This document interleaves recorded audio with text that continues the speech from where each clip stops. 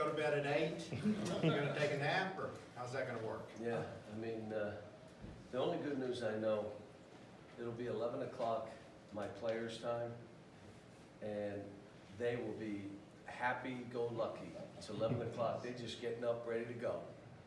And yeah, if you're a coach at that time, it's a little bit harder, but you know, we'll get out there tonight. We're gonna practice, trying to get them to sleep tonight. Hopefully keep them up on the plane. So, and we're, you know, I don't know how many of you will be out there already, but you're welcome to come to our practice there. We did most of it. We weren't planning on doing as much as we did today, but we did. So we're just telling whoever wants to come, if you want to come to the practice. I think it's at 6:30 at Coronado High School. That was really 5 o'clock, but. What is it? 5 tonight, they're local time.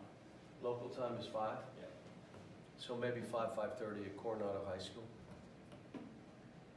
Cal Keat, seems like Khalil's sort of figuring out what button Yeah. to push with him is like one of the maybe top He's priority gonna, for you look, right now. I've told the team, we got a ceiling unless he plays for us. We don't have anybody like him. He's the one. But if other guys are playing better than him, I have a responsibility to everybody. And what he hasn't done yet is figured it out. And he will. He's a great kid. He's trying. We did some stuff today. They got to talk more. But you got everybody rooting for him. He's just going to have to go play. I even told him, don't be afraid to be Tyrese. Go guard their best player, shut him out, and go 0 for 9. Don't be afraid to be Tyrese.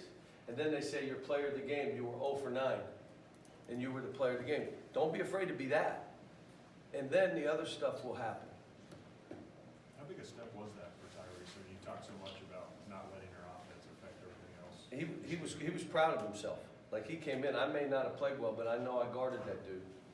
Like, he was proud of himself. And that's when you start seeing the change. It's hard because of the clutter. The clutter is the only way you get your name in the newspaper when you're in high school, in grade school, in junior, is score points.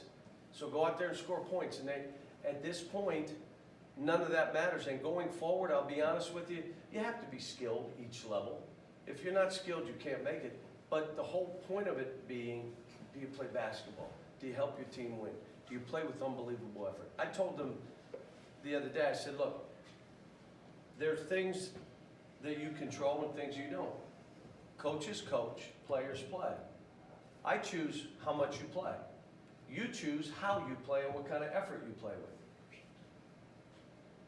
If you want more, you play better in whatever you get.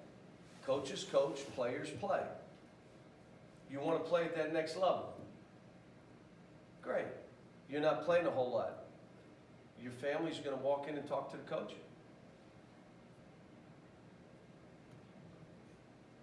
Players play, coaches coach.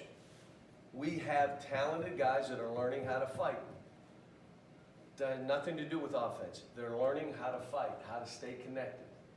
I told them, I don't have a magic wand. I can't do it for you. You're going to have to do it.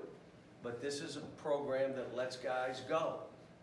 But most of that means fight and effort and play for your team, and we're learning.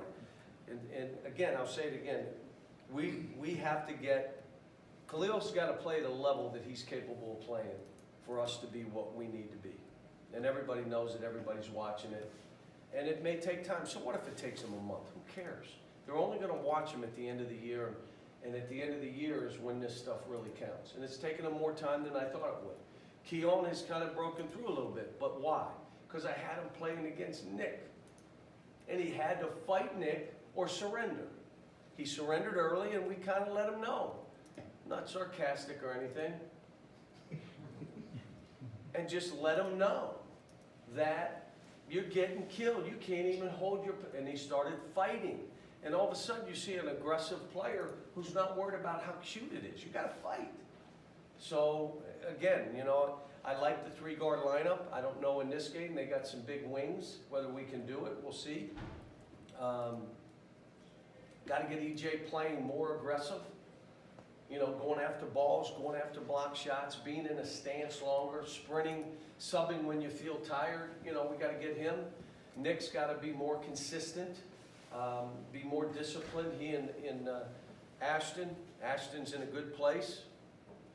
You know, but we are what we are. I mean, we're not, I don't care where we're rated. We may be one of 30 teams, maybe 35, but we're not, like, they're saying we're the best in the country, there are a lot of bad teams. I think there are a lot of bad teams. Might be, and we're one of them. Were you surprised to see Ohio State lose to Minnesota the other night? I was, but you know what? You go on the road, you know, look, my teams historically are marked teams, so we're used to doing it. A lot of teams are not. Like, you know, you're just the next game on that team's schedule. We're marked. So our kids get used to having an unbelievable effort, and you're not surprised by it. Shots going in that you're not surprised by. Players getting 40 points, that the next game they get 8. They get 40 on you because they're playing out of their minds. They're jumping higher than they are. We're used to that. Maybe other teams aren't, I don't know. But I do know this. If Ohio State isn't the best team in the country right now, they're the second best team. I mean, they're physical, they got size, their guard play, they're so well coached, they defend, they fight, they got some veterans. They're legit. And Utah, I mean, the tapes that I've watched of Utah, they play and they play different. They're big, step out to shoot. So you got to play stuff a little different. You know, the great thing with these guys, we had to change up a little bit what we did against Georgia Tech. How we guarded elbows, how we guarded out of bounds plays. And we did it within a day and a half, and these guys got it. And they did exactly what we wanted them to do. I got a smart team. So I don't want to give them too much, but there's stuff against Utah you got to do different. And we went over it yesterday and today a little bit. And hopefully I'm not confusing them, but all in all, you know, I got a smart basketball team. John, this is a little off the topic for this particular Hold on, game. is Jerry already out in Vegas? Is he? He's Oh, hitting us then I strong. may close down the practice. I was hoping I would see him here and say, you can come down. Did I take that back? I don't think he's actually coming. I think he's doing one. He won't know what's going on anyway. Okay, a little off topic for the game. How well did you know Rick Majerus? Well, I went out and spent time with him when he was in Utah.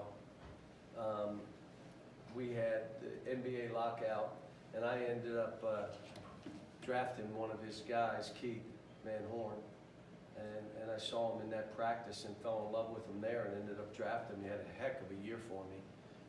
Shoot, I can remember he went to LA, we played the Lakers, and he got 38 against the Lakers. But I went out and spent time with him, and a basketball genius, and one of the biggest hearted people you'd ever meet. Let me just tell you, I know for a fact when guys got fired in their profession, if he knew you, he'd send you a check. Like, you probably need this right now. Like 5,000, I'm not talking $100. Like, if he knew, no one else knew, and the only reason I know it is because 2 of the guys told me. Like, he's the best. You know what he did for me? And he didn't do it for any reason other than, you know what? I've been in this is a tough business, and if I can help you, I will. So my respect for him, and the guys that work for him, Del Harris was with him in Milwaukee with the Bucks, and would tell you one of the best human beings ever. And I'll say it again, a basketball genius. That's all he did is basketball. Like, I'm a little bit, like, I like watching the Alaska shows, and I don't sleep in my office, and this guy was basketball. Like, he was like, you know, Kentucky Fried Chicken, we do chicken. There are no hamburgers here, there's nothing, we do chicken. And that's kind of what he was. John, you love coaching this team. It seems like practices are going real well. Better yesterday, it was an absolute fist fight that, like I told him, I had more fun yesterday. And we're practicing early, and like, I'll go work out and do my thing, and then I go work out. I'm feeling better. I'm telling them when they come back, I think we may practice 10:30, go for a couple hours, and if we need to come back at night. Just because it seems like we're at our best then, the coaches and the players, versus going at 3 o'clock or, you know, later in the day. So we'll have to see. But yesterday I put Nick against EJ. I got to get EJ fighting. Nick and EJ went at each other, and let those two go.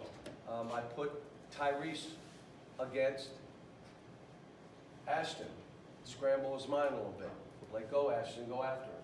So you're trying to get all these guys, and in the interim, you're trying to get Khalil going. You know, you stay up nights. How do I help him break through?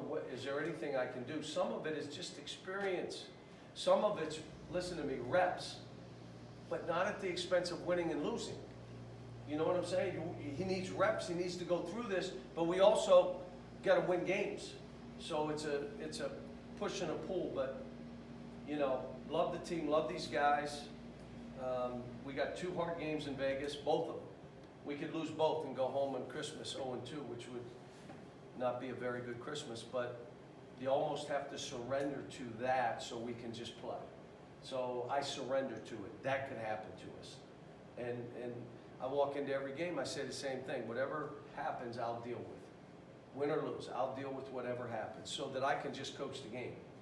And now I'm trying to get these guys in the same frame of mind. Surrender to the result. It could happen. We could lose. We could play like crap. We could miss every shot. We went 0 for 20 against one team in the NCAA tournament and lost.